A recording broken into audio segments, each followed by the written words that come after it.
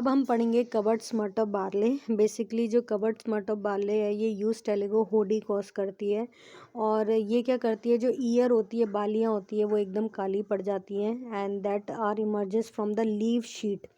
And जितनी भी जो ईयर होती हैं वो तो इन्फेक्ट होती हैं, सारी की सारी जो ईयर के अंदर ग्रेन्स होते हैं वो भी डिजीज्ड से अटैक हो जाते हैं।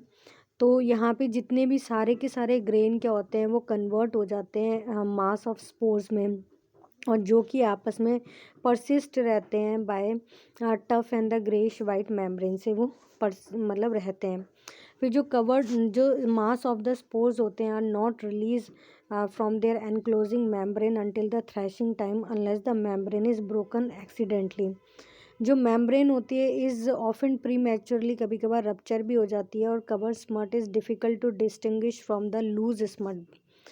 जो डिजीज़ साइकिल है बेसिकली जब मास होता है स्पोर्स का, जब वो ब्रोकन हो जाता है यहाँ पे जब थ्रेशिंग, जब बार्ले की क्या होती है, हार्वेस्टिंग के टाइम पे क्या होती है, बार्ले की थ्रेशिंग होती है, तो उस टाइम पे क्या होता है, जो मास होता है स्पोर्स का वो ब्रोकन हो जाता है, और बहुत सारे जो स्पोर्स हो जाते हैं वो रिलीज़ हो जाते हैं।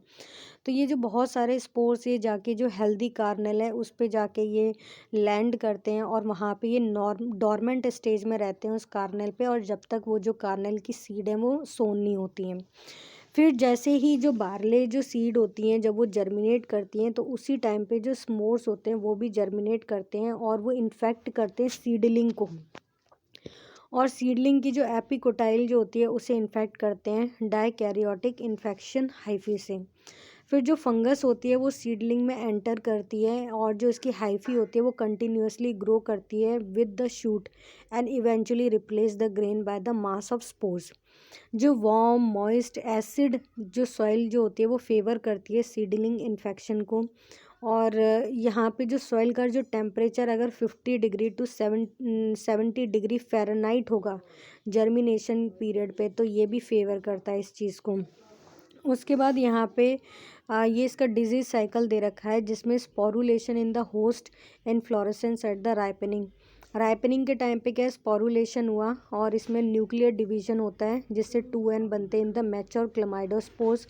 विंड से वो फिर मतलब जो हेल्दी कार्नेल होते हैं और जो ग्लूम्स होते हैं वहाँ पे ये क्लेमाइडोस्पोर्स जाते हैं, और वहाँ पे जाके क्या करते हैं, जो पेरिनेटिंग जो क्लेमाइडोस्पोर्स होती है बिटवीन ग्लूम्स एंड कार्नेल, ये less commonly perennating mycelium in the glumes and seed coat. फिर उसके बाद क्या होता है, ये हमारे माइसिलियम होती है वो रीच करती है और मेंटेन करती है इन द ग्रोइंग पॉइंट, और फिर से स्पोरुलेशन, इसमें कोई भी सेकेंडरी साइकिल नहीं होता।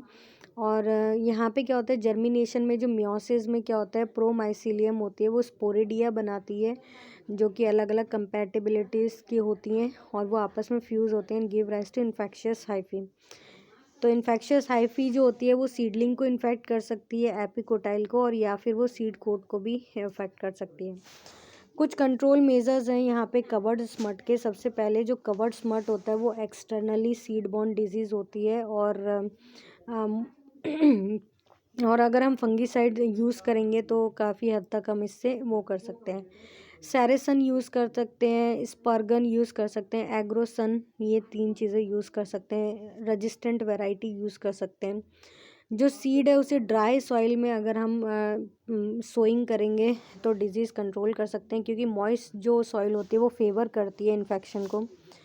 जो रेट ऑफ इन्फेक्शन है उसे हम रिड्यूस कर सकते हैं अगर हम एल्कलाइन या फिर न्यूट्रल सॉइल अगर यूज़ करें rather than acidic soil. Differences की बात करें तो जो लूज स्मट होता है बेसिकली वो यूज टेलेगो ट्रिटिसी से कॉज होता है, और जो कवर्ड स्मट होता है वो यूज टेलेगो होडी से कॉज होता है। लूज स्मट होता है वो इंटरनली सीड बॉर्न डिजीज़ है, वेरस कवर्ड स्मट है वो एक्सटर्नली सीड बॉर्न डिजीज़ है। लूज स्मट में क्या होते हैं, जो क्लेमाइडोस्पोर्स होते हैं वो कवर्ड होते हैं थिन मेम्ब्रेनस से, और जो बाद में बस्ट हो जाती है फ्लावरिंग पीरियड में, और जो स्पोर्स क्या होते हैं वो डेसिमिनेट हो जाते हैं बाय विंड। लेकिन यहाँ पे क्या होते हैं, जो पहली बात जो कवर्ड स्मट होते हैं वो शंटेड प्लांट को शंटेड कर देते हैं, और कार्नल पूरा ब्लैक हो जाता है, डिफॉर्म हो जाता है, और यहाँ पे जो स्पोर्स होते हैं वो मेम्ब्रेन के अंदर इंटैक्ट ही रहते हैं, कवर्ड ही रहते हैं, covering the grain and not directly expose to air. ये डायरेक्टली कभी एक्सपोज टू एयर नहीं होते। ठीक है, थैंक यू।